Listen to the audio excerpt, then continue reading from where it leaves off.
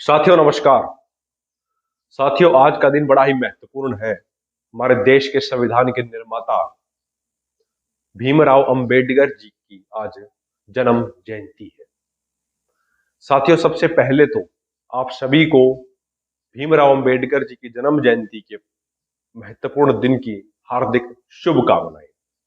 साथियों आज इस वीडियो के माध्यम से हम समझने की कोशिश करेंगे कि जिस तरीके से संविधान के अंदर सामाजिक और आर्थिक न्याय की व्यवस्था को लेकर भीमराव अंबेडकर जी ने जो सपना देखा था और देश के प्रत्येक नागरिक की सामाजिक और आर्थिक न्याय की स्थिति को उन्होंने संविधान के अंदर डाला था और उसका उल्लेख किया था कि सामाजिक और आर्थिक न्याय किसी भी नागरिक के लिए कितना महत्वपूर्ण होता है। तो इस विषय को उनकी जन्म जयंती से बेहतर दिन मुझे नहीं लगता है कोई हो सकता है।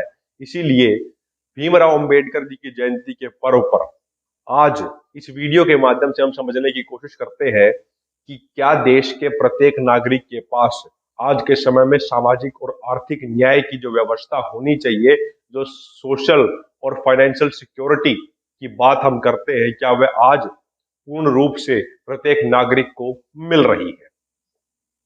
साथियों आज भी देश का बहुत बड़ा हिस्सा गांव में बसता है, तो इसीलिए गांव को की स्थिति को समझकर हम ये समझ सकते हैं कि वर्तमान के अंदर पूरे देश की व्यापक रूप से क्या स्थिति होगी।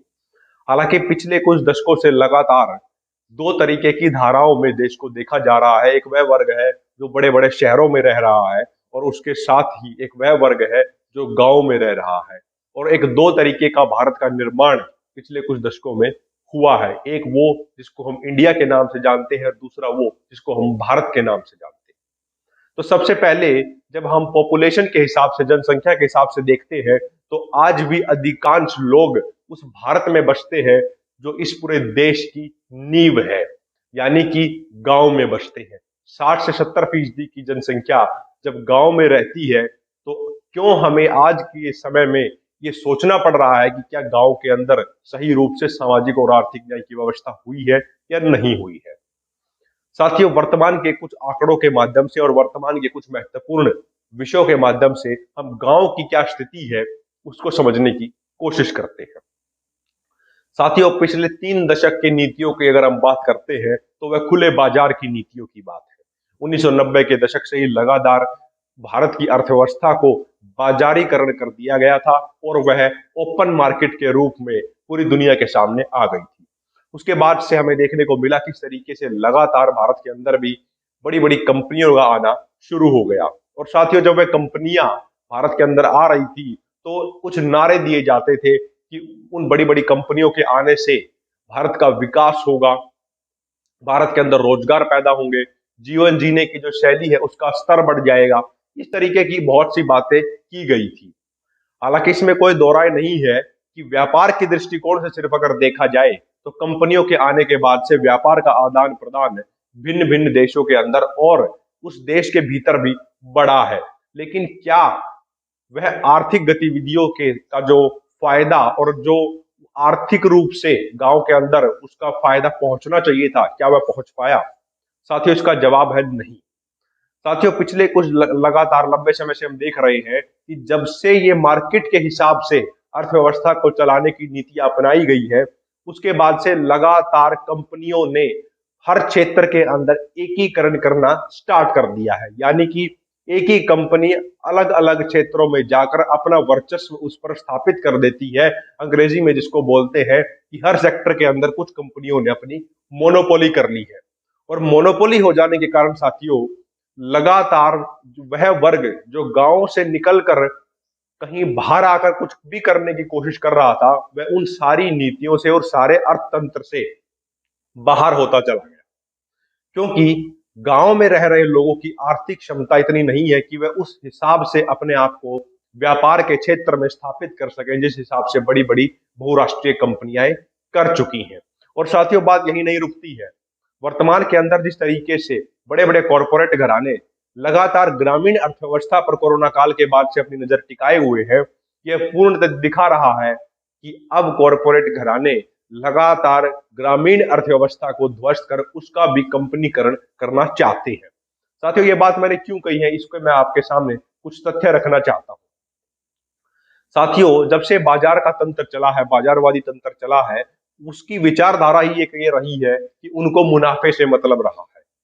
और भारत का जो मूल स्वभाव है, वह मूल स्वभाव बाजारवादी नीतियों के साथ नहीं मेल खाता है। क्योंकि भारत के मूल स्वभाव के अंदर प्रत्येक नागरिक के साथ साथ गांव में अपने आप में एक आत्मनिर्भर रूप से रहने का स्वभाव कई सालों से, कई दशकों से लगातार चलता आ रहा है। कंपनियां उसको तोड़ रही हैं। साथियों, एक एमएसएमई होता है जहां पे छोटे, लघु और कुछ उद्योग चलते हैं। अधिकांश रूप से एमएसएमई के उद्योग ग्रामीण क्षेत्र से सटे हुए कस्बों के अंदर ही चलते हैं। लेकिन पिछले कुछ समय से लगातार देखने को मिल रहा है कि लघु उद्योग जितने भी ग्रामीण क्षेत्र के अंदर चल रहे थे, उनकी बिक्रियों में एक बड़ी गिरावट आई है। क्योंकि बड़ी बड़ी कंपनियों ने लगातार उन क्षेत्र के अंदर अपना वर्चस्व स्थापित कर लिया है। कुछ दिनों पहले के आंकड़े के हिसाब से अगर मैं बात करूं, तो जो लघु उद्योग थे, उनके अंदर 2022 के अंदर 48% नो की गिरावट आई है। 48.9% की गिरावट देखने को मिली है। और जो छोटे उद्योग है, उनके अंदर लगभग 27.4% की गिरावट हमें देखने को मिली है। तो ये स्थिति है उस क्षेत्र की जो सबसे ज्यादा रोजगार पैदा करता है। अगर मैं पिछले एक साल की बात करूं साथियों, तो लगभग 10,000 से अधिक एमएसएमई इस देश के अंदर बंद हो चुके हैं। और जो देश के अंदर रोजगार पैदा करने की रीढ़ की हड्डी मानी जाती है एमएसएमई, वह क्षेत्र पूर्ण रूप से ध्वस्त होता नजर आता है। साथियों, ग्रामीण क्षेत्र सीधे तौर पर कृषि से भी जुड़ा हुआ है। पिछले कुछ समय से हम देख रहे हैं कि बाजारवादी तंत्र के कारण लगातार ऐसी गतिविधियां की गई जिसके कारण एक बड़ी समस्या पूरी दुनिया के सामने खड़ी है, वह है जलवायु परिवर्तन। जलवायु परिवर्तन का प्रभाव सीधे तौर पर भारत की कृषि पर भी है।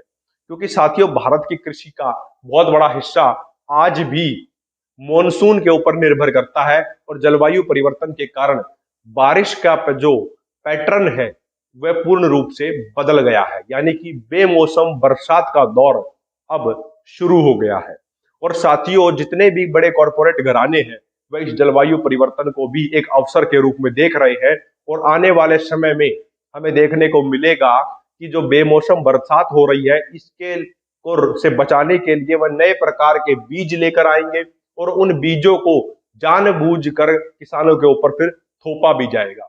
यानी कि पहले उन्होंने जलवायु परिवर्तन, प्रदूषण को कर जलवायु परिवर्तन की समस्या को खड़ा किया, और अब वह फिर से एक अवसर के रूप में नए बीजों को किसान के ऊपर थोपेंगे। और ऐसा हमें देखने को भी मिला है कि बहुत बार किसान को खाद इसलिए नहीं दिया जाता है क्योंकि उसके ऊपर जबरदस्ती ये थोपा जाता है कि पहले आप ये कोई पर्टिकुलर बीज है बताएंगे, उसको खरीदिए, उसके बाद ही आपको खाद मिलेगा। और विशेष तौर पर यह काम जब किसान डीएपी लेने के लिए जाता है, तब यह किया जाता है। और आज के की स्थिति में अगर हम देखें साथियों, तो जलवायु परिवर्तन के कारण ग्रामीण अर्थव्यवस्था पर सबसे गहरा प्रभाव हमें देखने को मिल रहा है। क्योंकि एक तरफ तो कंपनियां गांव की अर्थव्यवस्था के अंदर घुस रही हैं, उस पर अपना कब्जा करना चाहती हैं, और दूसरी ओर हम देख रहे हैं कि जलवायु परिवर्तन के कारण लगातार बेमौसम बरसात के कारण किसान की आर्थिक स्थिति भी कमजोर हो रही है। और उसको अपनी फसल का मूल्यांकन के हिसाब से दाम मिलना चाहिए, सही दाम मिलना चाहिए, वह भी नहीं मिल रहा है। और साथियों, ये सिर्फ सामाजिक और आर्थिक स्थिति ग्रामीण अर्थव्यवस्था की बयान नहीं कर रहा है, इसके साथ साथ देश के अंदर आने वाले समय में एक बड़ा खाद्य संकट भी इस पूरी परिस्थिति के कारण खड़ा हो सकता है। क्योंकि देश के अंदर जो नीतिकार लोग हैं, मैं अगर विशेष रूप से नाम लूं, तो नीति आयोग जो लगातार भिन्न भिन्न प्रकार की नीतियों के ऊपर अपनी टिप्पणी करता है और अपना एक विचार सामने रखता है कि किस दिशा में देश बढ़ेगा, नीति आयोग नीतिगत तरीके से लगातार विकास का पैमाना इस बात पर तय कर रहा है कि कितने से ज्यादा लोगों को कृषि से बाहर निकाला जाए। मैं साथियों आपको एक आंकड़ा देना चाहता हूं, उससे आप समझ पाएंगे कि जिस देश के अंदर 60 से 70% लोग गांव में रहते हों, डायरेक्ट और इनडायरेक्टली कृषि से जुड़े हुए हों, उस देश की अर्थव्यवस्था के अंदर उस क्षेत्र का जो कंट्रीब्यूशन है, जो हिस्सेदारी है, वह वर्तमान के अंदर 16% है। और नीतिकार लोग जो दिल्ली में बैठकर नीतियां बना रहे हैं, वह उस हिस्सेदारी को घटाकर 6% पर लाना चाहते हैं। और उनका विकास का पैमाना ये है कि लोगों को गांव से निकालकर शहरों में बसाया जाए और कृषि से निकालकर कंपनियों के अंदर नौकरी दिलाई जाए। तो अगर हम इस मानसिकता के साथ चल रहे हैं तो ये सीधे तौर पर कॉरपोरेट हाउसेज के हितकारी काम ही हम कर रहे हैं। साथियों, जब बेमौसम बरसात आती है और सामाजिक और आर्थिक न्याय की बात गांव में रह रहे लोगों की होती है तो अधिकांश रूप से बड़े बड़े अर्थशास्त्रियों के द्वारा भी ये कहा जाता है कि भारत सरकार के पास बजट नहीं है। लेकिन जब कॉरपोरेट हाउसेज के जो लोन है उनको माफ करना होता है तो भारत सरकार के पास हजारों करोड़ रुपए की संपत्ति भी आ जाती है और कॉरपोरेट घरानों के एक साइन से ही हजारों करोड़ के लोन माफ कर दिए जाते हैं। यानी कि भारत के अंदर आज भी देश के अंदर दो प्रकार की नीतियां लागू की जा रही हैं, एक उन लोगों के लिए जो इंडिया की बात करते हैं और एक उन लोगों के लिए जो भारत की बात करते हैं। साथियों, इन दो धारी नीतियों के कारण और दोहरे मापदंड के कारण ही लगातार भारत का गांव आज आर्थिक और सामाजिक संकट के दौर से गुजर रहा है। साथियों, आर्थिक और सामाजिक सुरक्षा न होने के कारण आज के समय में भारत के गांव में रहने वाले लोगों के अंदर एक बड़ी चिंता इस बात की भी है कि अगर इसी प्रकार से सामाजिक और विशेष रूप से आर्थिक स्थिति डामाडोल गांव में रह रहे लोगों की होती रही तो भविष्य के अंदर उनकी क्या परिस्थितियां होंगी, कि इस भयावह स्थिति से वो आज भी डरे हुए हैं। बहुत बड़ा वर्ग उत्तर भारत के कई गांवों में ऐसा भी है कि आर्थिक सुरक्षा न होने के कारण जो युवा पीढ़ी है उस युवा पीढ़ी के विवाह तक नहीं हो रहे हैं। और इसका उदाहरण ना सिर्फ उत्तर भारत में है बल्कि दक्षिण भारत में भी हमने देखने को मिल रहा है। जब कर्नाटक के अंदर वहां के पूर्व मुख्यमंत्री एच.डी. कुमार स्वामी ये घोषणा कर देते हैं अपनी चुनावी रैली के अंदर कि जो लड़की किसान परिवार के बेटे से शादी करेगी तो वह उसको 2 लाख रुपए। साथियों, ये पूरी परिस्थिति सीधे तौर पर दिखा रही है कि देश के गांव आज भी सामाजिक और आर्थिक अन्याय के दौर से ही गुजर रहे हैं। सामाजिक और आर्थिक सुरक्षा का अभाव आज भी देश के गांव के अंदर लगातार पनप रहा है, बल्कि प्रतिदिन वह असुरक्षा का लगातार बढ़ रही है।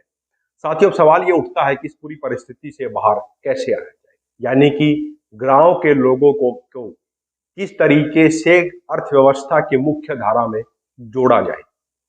साथियों, जितने भी सत्ताधारी लोग नीति बनाते हैं और देश के अंदर कानून बनाते हैं वह सभी लोकतंत्र के अंदर जनता द्वारा ही चुने गए हैं। इसलिए जनता को और प्रत्येक नागरिक को इस बात का महत्व समझना होगा कि जनता के हिसाब से उन प्रतिनिधियों को चलना होगा और अगर वह ऐसे नहीं चल रहे हैं तो जनता को एकजुटता के साथ यह याद दिलाना होगा कि जो प्रतिनिधि हमने चुने थे कि आप सभी लोग अपने पथ से भटक गए हैं। और ये तभी संभव है जब गांव एकजुटता के साथ अपनी आर्थिक विषयों को लेकर अग्रसर रूप से सत्ता में बैठे प्रत्येक नागरिक को, चाहे वो किसी भी राजनीतिक दल से क्यों ना आता हो, उसकी जवाबदेही को जमीनी स्तर पर सुनिश्चित करेंगे और नीतिकार लोगों के सामने डट कर ये बोलेंगे कि जो नीतियां बना रहे हैं, जो आप नीतियों में लिख रहे हैं, वह जमीनी हकीकत से विपरीत है। क्योंकि नीतिकार अधिकांश लोग दिल्ली में बैठकर गांव का भविष्य तय कर देते हैं एक दस्तक कर। यह पूर्णतः गांव के विरोध में है, चाहे वो सामाजिक पक्ष पर हो चाहे वो आर्थिक पक्ष पर हो। इसलिए ग्रामीण अर्थव्यवस्था को मुख्य धारा में जोड़ने के लिए गांव के लोगों को जागरूकता और पूरी प्रतिबद्धता के साथ एक राजनीतिक जवाबदेही को जमीनी स्तर पर सुनिश्चित करना होगा। साथियों, अगर आपको ये वीडियो अच्छी लगी हो तो वीडियो को ज्यादा से ज्यादा शेयर करें, कमेंट सेक्शन में अपना फीडबैक जरूर दें और एक बार फिर से आप सभी को अम्बेडकर जयंती की हार्दिक शुभकामनाएं। जय हिंद।